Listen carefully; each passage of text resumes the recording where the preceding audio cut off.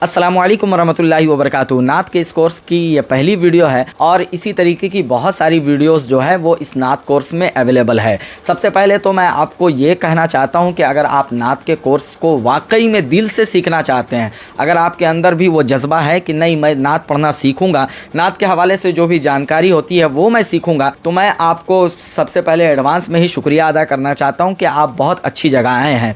मुकम्मल इंशाअल्लाह सारी चीज़ें जो है वो नात के हवाले से आपको सिखाई जाएगी।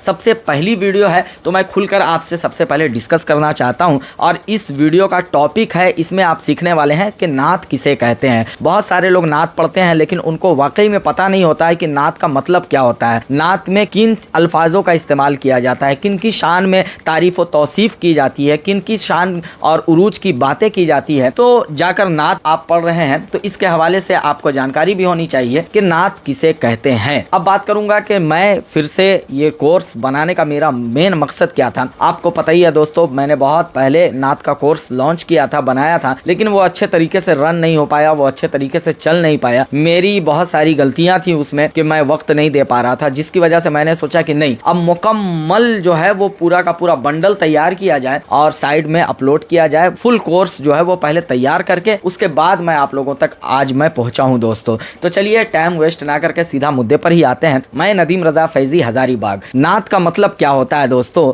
तो नात का मतलब ये होता है कि हुजूर सल्लल्लाहु अलैहि वसल्लम की औसाफ की बातें करना, हुजूर सल्लल्लाहु अलैहि वसल्लम की खूबियों की बातें करना, सरकार मदीना की तारीफ और तौसीफ करना, हुजूर के नालैन मुबारक की बात करना, हुजूर की जुल्फ़े मुबारक की बात करना, हुजूर के दमदाने मुबारक की बात करना, हुजूर के चेहरे मुबारक की बात करना, यानी खालिस हुजूर सल्लल्लाहु अलैहि वसल्लम की तारीफ और तौसीफ करना, इसे ही नात कहा जाता है। खुद अल्लाह रब्बुल इज़्ज़त ने कुरान मजीद में कई जगहों पर इरशाद फरमाया हुजूर के हवाले से और नात के हवाले से। हुजूर की तारीफ अल्लाह रब्बुल इज़्ज़त ने कुछ इस तरीके से की है, कहीं कुरान मजीद में वल्लैल कहा है, कहीं वल फज्र कहा है, कहीं यासीन कहा है, कहीं ताहा कहा है। तो खुद अल्लाह रब्बुल इज़्ज़त ने सरकार मदीना सल्लल्लाहु अलैहि वसल्लम की तारीफ और तौसीफ की है कुरान मजीद में। इसे ही नात कहते हैं। समझ गए दोस्तों, नात इसे कहते हैं। अब बहुत सारे लोग बोलेंगे कि नदीम भाई ये बताइए कि जैसे कि हम लोग नात पढ़ते हैं तो हम लोग पहले स्टेज पर खड़े हो जाते हैं, बोलते हैं, या फिर ऐसे ही नॉर्मली आप कहीं भी पढ़ रहे हैं तो बोलते हैं मैं नात पढ़ रहा हूँ, आप लोग मुलाहिजा फरमाएं, आप लोग सुने। तो देखिएगा कहाँ पर आप मिस्टेक कर रहे हैं, मेरी बात को गौर से सुनिएगा दोस्तों। अब पढ़ने वाला हुजूर सल्लल्लाहु अलैहि वसल्लम की शान में एक मतला पढ़ा,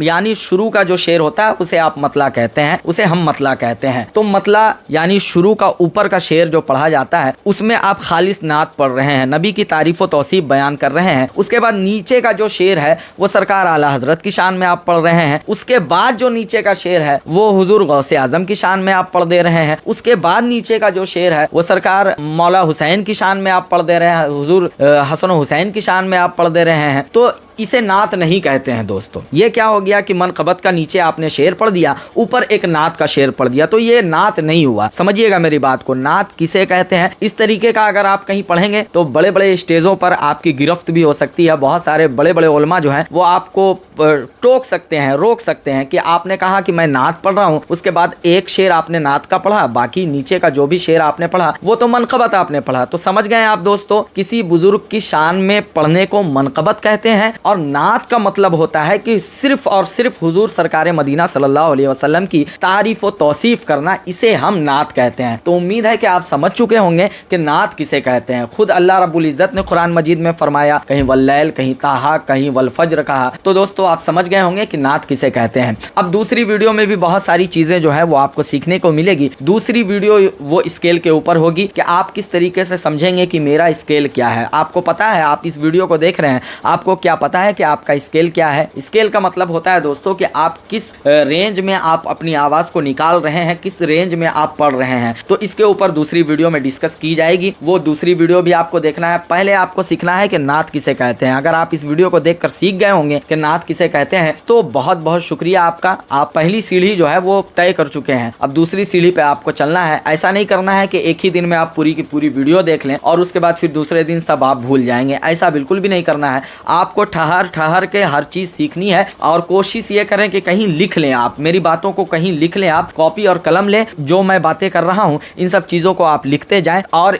हमेशा जो है इन सब चीज़ों को पढ़ते रहें, ताकि आपको एहसास रहे, आपको याद रहे कि मैं क्या क्या सीख रहा हूँ और किन किन चीज़ों को मुझे हमेशा ध्यान में रखना है। अगर अच्छी नात पढ़ना है तो इंशाअल्लाह आप ज़रूर इस कोर्स से बहुत कुछ सीख पाएंगे। तो आज के लिए बस इतना ही। दूसरी वीडियो में मैं आपको बताऊंगा कि स्केल किसे कहते हैं और स्केल को किस तरीके से आप सीखेंगे।